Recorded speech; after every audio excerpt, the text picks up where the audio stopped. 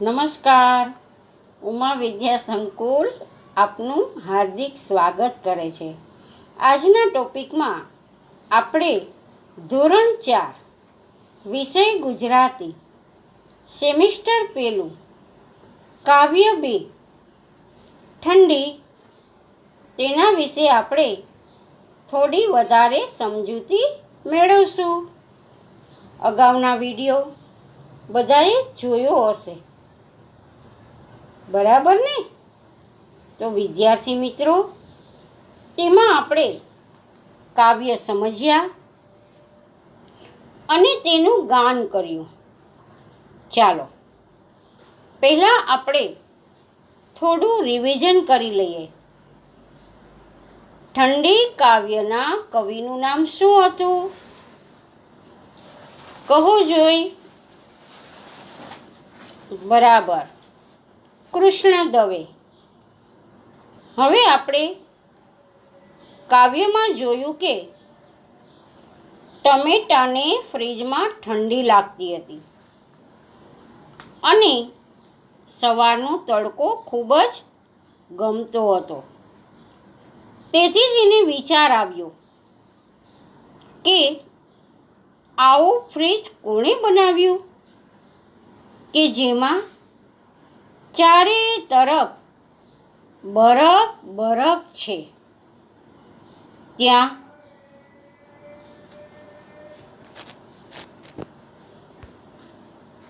ફ્રીજનો દરવાજો ખુલ્યો. શું લેવા ખુલ્યો હતો? કહો જોઈ. યાદ છે? હા, કારી. બરાબર. કારી તે ક્યાંની વખણાય છે? તો કે સુરતની. પછી શું થયું? તો કે મૂળાભાઈએ ટમેટાને ટપલી મારી. ત્યાં તો ટમેટો ફ્રીજની બહાર આવીને ટમેટો ખૂબ જ ખુશ થઈ ગયું, કારણ કે તેને બારીમાંથી સૂરજ જોયો હતો અને સૂરજ દાદાએ કહ્યું, તમે આ મીઠો મીઠો તડકો પહેરી લ્યો. હવે આપણે આ કાવ્યના પ્રશ્નોની વિસ્તૃત ચર્ચા કરીશું. તો પ્રશ્ન પહેલો, નીચેના દરેક પ્રશ્નના ઉત્તર માટે આપેલા વિકલ્પોમાંથી સાચો વિકલ્પ શોધીને તેનો ક્રમ પ્રશ્નની સામે આપેલા ચોરસ બોક્સમાં લખો. 1. ફ્રીજમાં ઠંડી કોને લાગે છે? તો મૂળાને, દૂધીને કે ટમેટાને? તો જવાબ ટમેટાને. 2. ફ્રીજમાં શું નથી? તો કે બરફ, શાકભાજી કે હૂંફ? તો જવાબ હૂંફ. 3. વિકલ્પ, ટમેટાની ટપલી કોણે મારી? તો કે દૂધી માસીએ, મૂળાભાઈએ કે સફરજને? જવાબ મૂળાભાઈએ. પ્રશ્ન 2, નીચેના પ્રશ્નોના ઉત્તર એક વાક્યમાં લખો. તેની અંદર પહેલો પ્રશ્ન, ફ્રીજમાં ઠંડી કોને લાગે છે? જવાબ ફ્રીજમાં ઠંડી ટમેટાને લાગે છે? પ્રશ્ન 2. ટમેટું બંડી પહેરાવવા કોને કહે છે? જવાબ. ટમેટું બંડી પહેરાવવા દૂધી માસીને કહે છે. પ્રશ્ન 3. ટમેટું દૂધી માસીને શું પહેરાવવા કહે છે? જવાબ. ટમેટું દૂધી માસીને બંડી પહેરાવવા કહે છે. પ્રશ્ન 4. બરફના ગામ ક્યાં હતા? જવાબ. બરફના ગામ ફ્રીજમાં હતા. પ્રશ્ન 5. ટમેટાને ડાળ પર શા માટે ગમે છે? જવાબ. ટમેટાને ડાળ પર અડકો દડકો રમવાનું મળતું હતું અને સવારનો તડકો ખૂબ આપતો હતો, તેથી એને ઝાડની ડાળ પર ગમે છે. પ્રશ્ન 6. ફ્રીજનો દરવાજો શા માટે ખુલ્યો? જવાબ. ફ્રીજનો દરવાજો ઘારી લેવા માટે ખુલ્યો. પ્રશ્ન 7. મૂળાભાઈએ કોને ટપલી મારી? જવાબ. મૂળાભાઈએ ટમેટાને ટપલી મારી. પ્રશ્ન 8. ટમેટું ખુશ કેમ થયું? જવાબ. ટમેટું સૂરજને જોઈને ખુશ થયું. પ્રશ્ન 3. નીચેની ખાલી જગ્યાઓ પૂરો. પહેલી ખાલી જગ્યા. ટમેટા ડાળ પર ખાલી જગ્યા રમતા હતા. તો કે અડકો દડકો. બીજી ખાલી જગ્યા. ટમેટાને ખાલી જગ્યાએ ટપલી મારી. તો કે મૂળાભાઈ. ત્રીજી ખાલી જગ્યા. ફ્રીજમાં ખાલી જગ્યા મળતો નથી. તો કે ગરમાવો.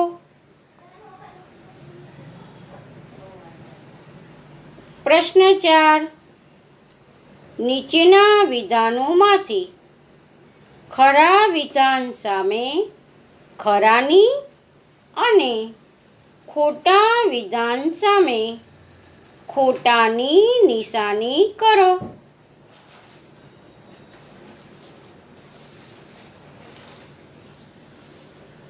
પહેલું. ટમેટાને ફ્રીજમાં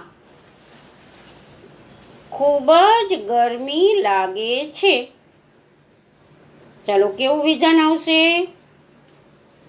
તો કે ખોટું. બીજું વિધાન. સૂરજને જોતા જ ટમેટાને આનંદ થઈ ગયો. ચાલો શું આવશે? તો કે સાચું. 3. ફ્રીજનો દરવાજો આઈસ્ક્રીમ લેવા માટે ખોલ્યો. ચાલો શું આવશે? તો કે ખોટું. પ્રશ્ન 5. નીચેના દરેક પ્રશ્નના બે બે વાક્યો લખો.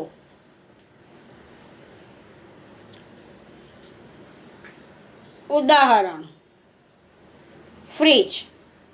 તેનું પહેલું વાક્ય: ફ્રીજમાં પાણી ઠંડુ થાય છે.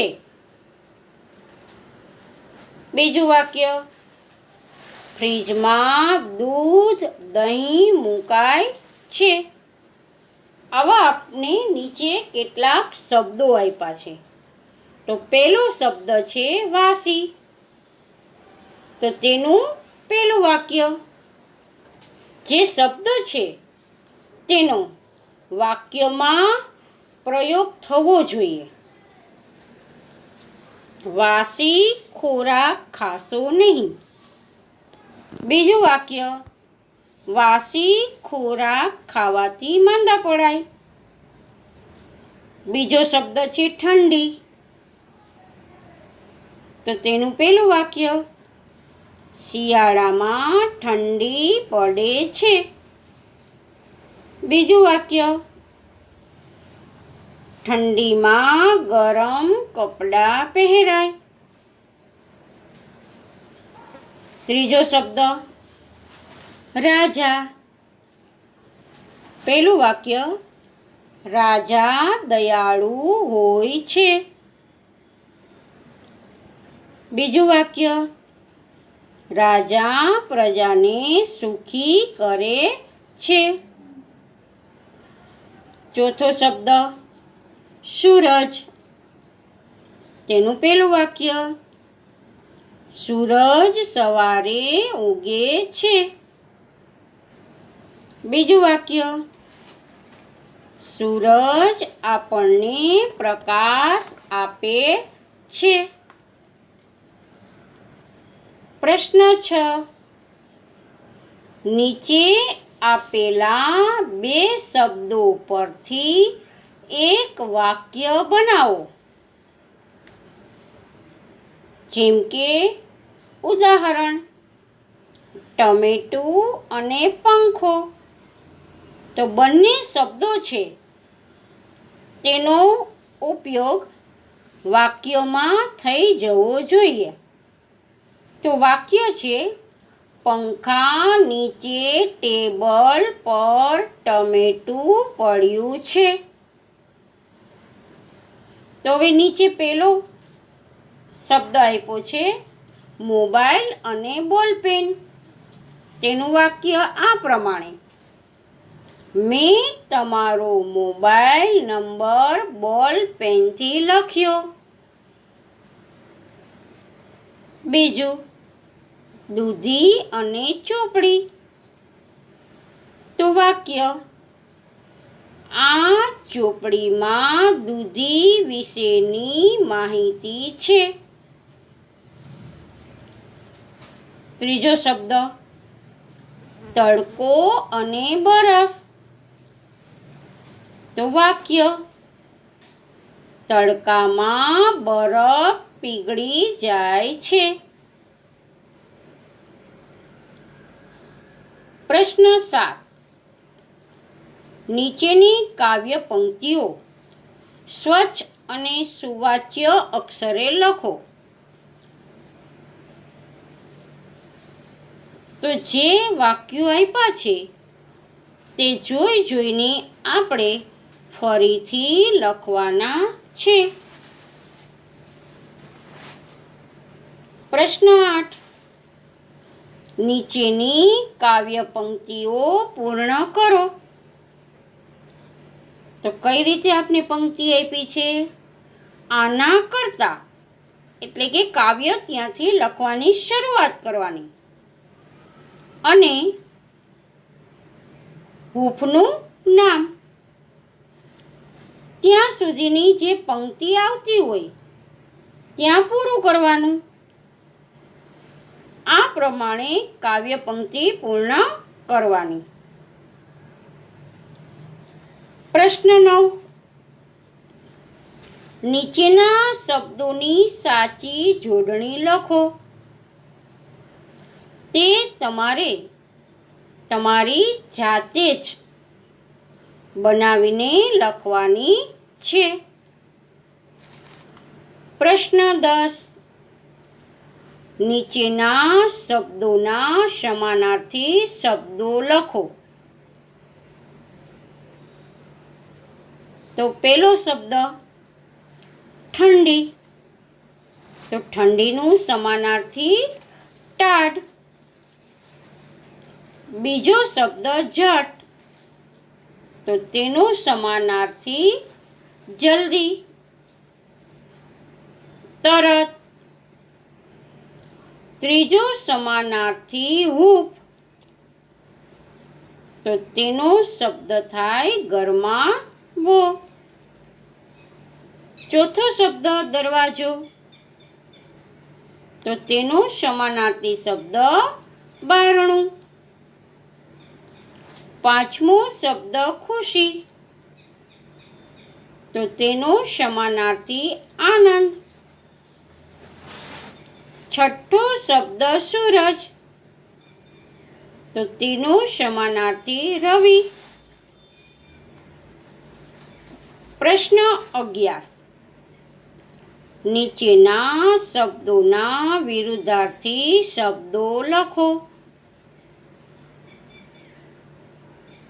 તો પહેલો શબ્દ ઠંડી. તો ઠંડીનું વિરોધી શું થાય? તો કે ગરમી. બીજો શબ્દ સવાર. તો સવારનું વિરુદ્ધાર્થી શું થાય? તો કે સાંજ. ત્રીજો શબ્દ તડકો. તડકાનું વિરુદ્ધાર્થી શું થાય? તો કે છાંયો. ચોથો શબ્દ બહાર. તો તેનું વિરુદ્ધાર્થી અંદર. પ્રશ્ન 12. નીચેના શબ્દોને શબ્દકોશના ક્રમમાં ગોઠવો. તો પહેલું ટમેટું, ઠંડી, બંડી, તડકો અને સૂરજ. આ શબ્દોને આપણે કક્કા પ્રમાણે ગોઠવવાના છે.